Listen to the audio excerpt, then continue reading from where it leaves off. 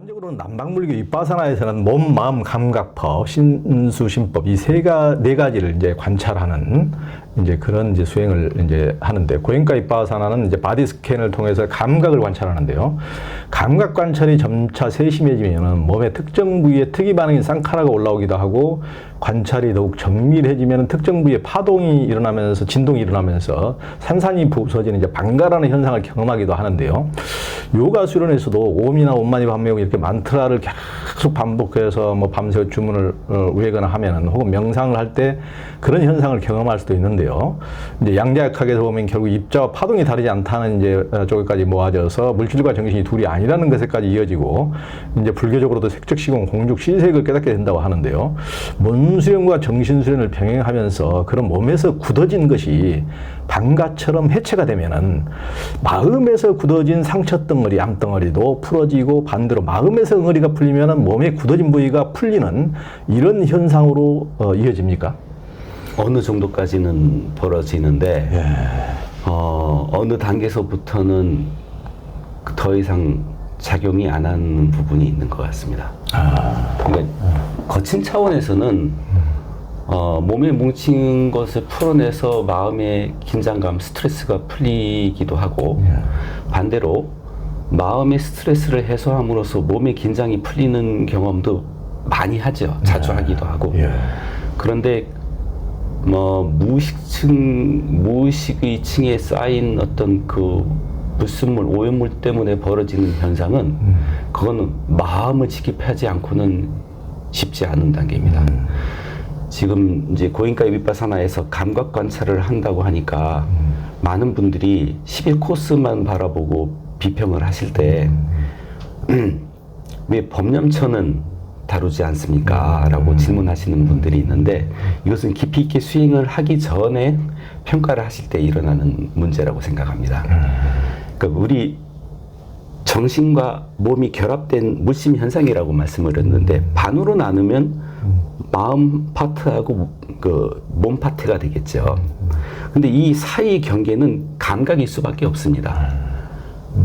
요가에서는 뿌라나라고 얘기하겠죠. 생체 에너지, 기라고 표현하는, 부르샤하고 뿌라끄리가 만났을 때 그 이어지는 매개체로서 흐르는 것을 뿌라나, 그 에너지라고 얘기를 하니까요. 그 에너지 뿌라나는 사실은 기체입니다. 공기를 얘기해요. 공기이기 때문에 인체에서 공기는 들숨과 날숨으로 드러나기 때문에 뿌라나 야마 할 때는 호흡법 조절로 설명이 됩니다만, 호흡법 조절만이 뿌라나 야마가 아닙니다. 몸에 일어나는 흐름을 조절하는 것도 뿌라나 야마입니다. 네, 그러면 지금 신수, 신법이 했을 때 반으로 나누면, 신수는 몸에 관한 부분이고 신법은 마음에 관한 부분이죠. 자, 몸과 몸에 일어나는 감각인데 이게 마음으로 연결하는 교량 역할을 합니다. 사티파타나 수타 코스 교재에서도 나옵니다만, 고행가 선생님께서 부처님 말씀을 인용을 하셨거든요.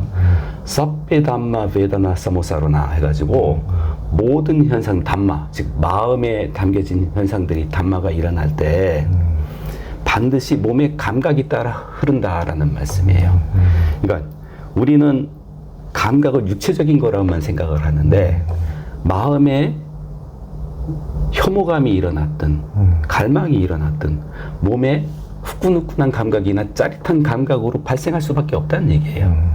그래서 감각을 지켜보다 보면 마음을 들여다보지 않아도 마음이 보일 수밖에 없습니다. 우리 10일 과정을 돌이켜보면, 아니 60일 과정까지도 고행가 선생님께서 한 번도 우리 수련생들한테 마음을 들여다보라고 말씀하신 적이 한 번도 없습니다. 제가 번역을 했기 때문에 장담합니다. 처음부터 호흡을, 육체적 현상이에요. 호흡을 지켜보세요. 감각을 지켜보세요인데, 하루 이틀만 지나도 사람들이 뛰쳐나와서 자기 마음 얘기를 합니다. 그건 뭐냐면 호흡이 마음과 연결되어 있다는 얘기고, 그렇죠. 감각이 마음과 연결되어 있다는 얘기거든요. 그렇죠. 그럼 나중에는 어떤 단계가 되느냐? 방과 상태로, 아주 투명한 상태로 진행을 할 때에는 마음에 한 생각이나 감정이 일어나는 순간 감각적으로 알아차려집니다. 내용은 들여다볼 필요도 없어요. 일어난 순간에 감각적으로, 이거 뭐라 그럴까요? 마음 안에 가시가 돋듯이 일어나는 게 바로 느껴집니다. 그럼 그걸 인식하는 순간 사라져 버려요. 근데 이게 아란이 되기 전에 성자들 수다원과 뭐 사다함 이렇게 뭐 일레가 얘기하고 불안과 얘기하는데 그 성자들도 완전한 그 아란이 되기 전에 그 부스나임이 올라오지 않는 게 아니라고 얘기를 하거든요. 올라오는데 하도 사라지는 게 빨라서 남들 볼 때는 저 사람 평생 화도 안 내는 것 같이 보이는 거예요. 근데 본인은 올라오는데 빨리 사라지는 거예요. 근데 우리가 지금 투명해진 상태에서 지켜보기 시작하면 감각을 지켜보다 보면 마음도 볼 수밖에 없어요.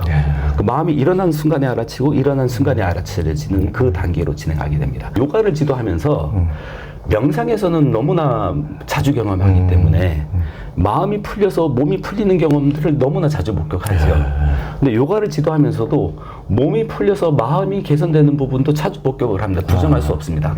그런데 근원적인 문제, 삶의 문제에 있어서 뿌리가 됐던 탐직지 삼독이라는 뿌리는 마음으로 직입하지 않고서는 쉽지가 않습니다. 왜냐하면 아까 말씀드렸지만 우리가 감정이 응어리로 농축이 될 때 두 가지 과정을 거친다고 말씀드렸는데 하나는 동화작용이어서 유사한 감정끼리 끌어모이게 돼요. 두 번째는 농축작용으로 농축돼서 심어집니다. 근데 이 농축된 것이 몸을 움직이는 차원에서 표면적으로 뜰 때는 제거할 수 있는 도움을 받을 수 있지만 그 뿌리를 건드리러 의식적으로 내려가는 작업은 명상을 통해서 깨어있는 의식으로 그 무의식까지 내려가지 않고는 쉽지 않은 문제이기 때문에 마음이 몸에 영향을 미치는 부분은 당연히 있고 몸이 마음에 영향을 미치는 당연히 있지만 궁극의 단계에서 무의식을 건드리기 위해서는 마음으로 직입하지 않고는 쉽지 않습니다라고 말씀드립니다. 아주 이제 쉽게 설명을 이제 몸숭이 요가와 마음숭이 비파사나를 이제 동시에 해보신 분이기 때문에 이제 서로의 연결성을 이제 심신 의학까지 이렇게 이제 굉장히 알기 쉽게 이제 설명을 해주셨습니다. 저도 이제 고행과 비파사나를 해보면은 항상 이제 뭐 10데이 코스 하면은 뭐 이제 처음에는 우리가 돌아다닐 때는 그렇게까지 내 몸에 어느 부위가 이상한지 뭘 잘 못 느끼다가 이제 조금 이렇게 고여지고 깊어지면 어깨 쭉지가 빠질 듯이 완전히 아파서 돌아버릴 지경이 되는데 왜 그렇게 아픈가 딱 이제 보면은 이게 평소 기사 마감을 아주 하다 보니까 기사 마감할 때마다 너무 이렇게 긴장해 있는 거예요. 마감 앞두고 항상 나도 모르게 이게 엄청난 긴장과 스트레스 이것이 이제 누적되어 있는 거죠. 그런데 평소에는 이렇게 돌아다니니까 잘 못 느끼다가 이게 이제 그걸 딱 하다 보면 이게 이제 완전 그 통증이 본격적으로 이제 올라오는 거예요. 와, 이거 수행을 하면 더 죽겠네 이게 완전 이제 막 더 이렇게 힘든 이제 과정을 이제 겪으면서 야, 내가 얼마나 평소에 그 긴장해 있는지 마감 때마다 긴장했는지를 느끼게 되고 그런 게 이제 더 깊은 이제 또 덧뿌리로 들어가면은 거기에 내 어떤 과도한 욕망, 탐욕까지도 이제, 그런 이제 또 보게 되는 거죠.